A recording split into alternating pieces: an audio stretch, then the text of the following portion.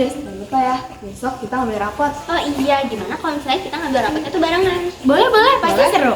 Iya, mau jam berapa nih? Jam 9 kali ya? Oh, boleh tuh. Aku tuh berharap semoga nilai aku tuh memuaskan, soalnya aku udah belajar selama 6 jam loh guys. Aku juga, aku bakal belajar sampai 7 jam tahu. Semoga hasilnya sesuai dengan ekspektasi kita ya. Amin. Aduh, nilai aku gimana ya? Aku cuma belajar 5 jam di rumah. Ya, pasti nilai kita bagus semua kok. Amin. Yaudah, sampai ketemu besok ya guys. Iya. Dadah. Guys, kita duduk dulu yuk. Oke, boleh.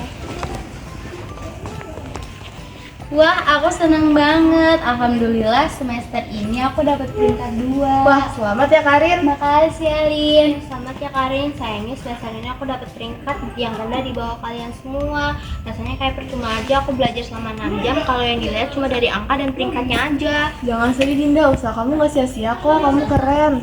Iya Dinda, kamu keren, kamu udah usaha dengan maksimal. Lagian ranking itu kan cuma jadi acuan biar kita tahu posisi kita.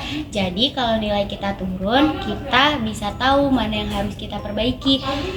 Nah kan itu malah jadi motivasi kita, bener gak sih? Nah, bener-bener. Tapi kan itu menurut kalian, kita nggak tahu kalau menurut orang-orang yang ada di sekitar kita. Bahkan ada anak yang rela nggak main cuma demi ngejar ranking. Aku setuju sih sama kalian. Ranking emang bisa jadi motivasi, tapi kalau ujung-ujungnya cuma ngebebani siswa sama aja jadi masalah. Tapi kalau tanpa ranking gimana kita bisa tahu mana yang benar-benar berprestasi? Kan ada prestasi non akademik, kita bisa mengujinya dengan cara mengikuti lomba yang ada di prestasi non akademik, misalnya kayak lomba olahraga, lomba renang, lomba seni tari, seni musik, atau yang lainnya, kan masih ada banyaknya. Nah, bener, gimana kalau sekolah bikin sistem penilaian yang lebih luas? Jadi nggak cuma dari prestasi akademik, ada juga penghargaan buat siswa-siswa yang berprestasi di bidang lainnya. Nah, itu ide bagus. Jadi semua siswa punya kesempatan untuk diakui tanpa harus merasa tertekan soal nilai. Nah, that's right. Jadi jika kalau misalnya semua potensi siswa-siswi dihargai, mereka juga akan lebih percaya diri ke depannya. Nah, yang penting kita saling dukung dan nggak ngeliat prestasi cuma dari angka. Semua orang punya kelebihannya masing-masing kan? Iya benar. Nah, mas sekarang kita harus percaya diri dan mengukir prestasi kita di bidangnya masing-masing ya. Oke.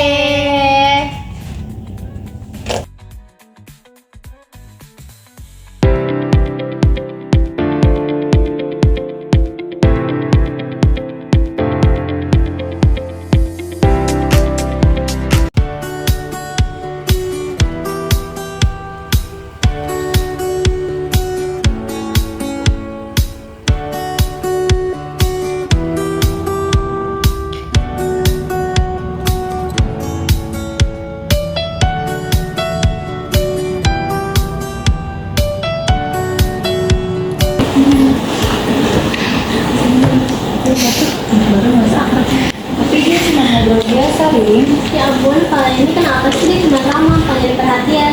Setuju. Malah menurut gue kita yang gak kalah kecil sama sebenarnya. Kalian lagi ngomongin apa? Nggak ada kan? Iya, nggak ada, kita nggak ngomongin apa-apa.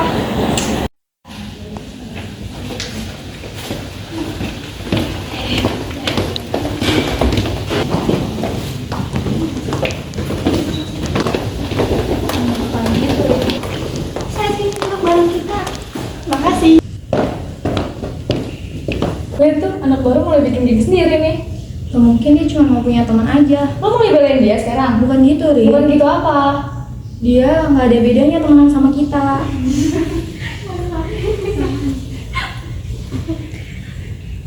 Kita lihat aja nanti. Bukan gitu, Rin. Rin.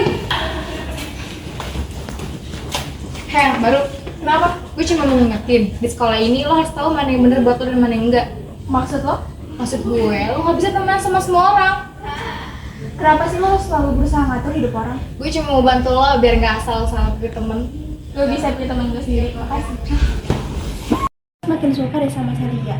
Karena dia udah berani banget lawan Ririn. Iya, tapi gue juga kasihan sama Karisa, dia kayak kebingungan antara Ririn atau kita. Gue harap dia sadar kalau gak perlu takut sama Ririn.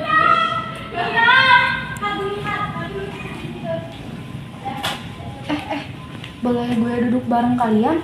Gak apa-apa sih, ini bareng aja.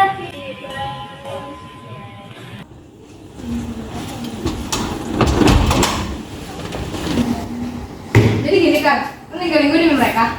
Gue gak ninggalin siapa-siapa, gue cuma capek selalu ikutin aturan lo. Aturan? Itu namanya juga gengsi. Gengsi buat apa? Buat jadi orang yang selalu ngatur hidup orang lain.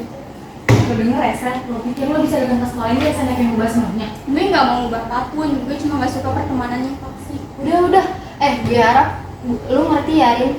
Gue punya hak untuk pilih teman sendiri. Munafik lo, Kak. Ih, lu siapa? Gak usah ikut campur lo.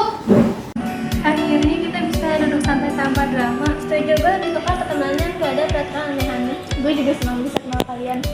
Gue juga, dan jujur aja rasanya lebih enak milih teman sendiri tanpa harus diatur-atur.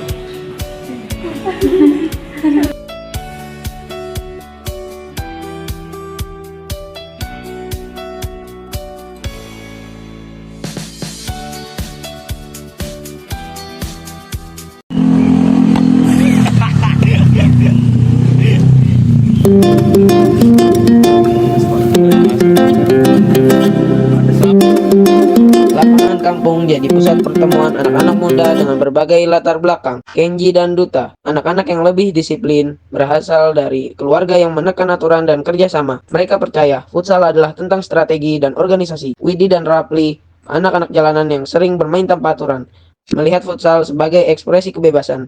Mereka percaya skill individu adalah segalanya.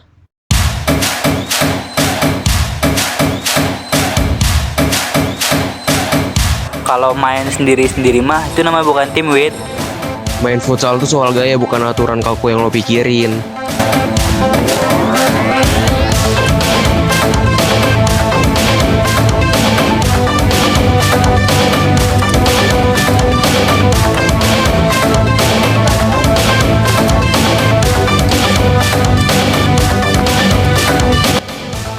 Santai, mereka cuma menang gaya. Kita tunggu celah.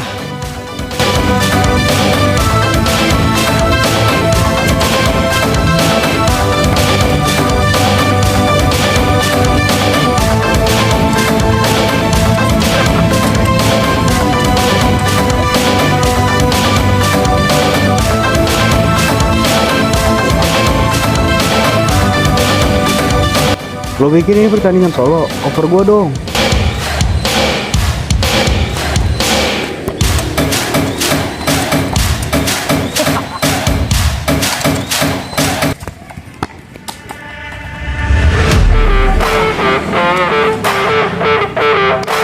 Ternyata skill tanpa strategi juga nggak cukup ya.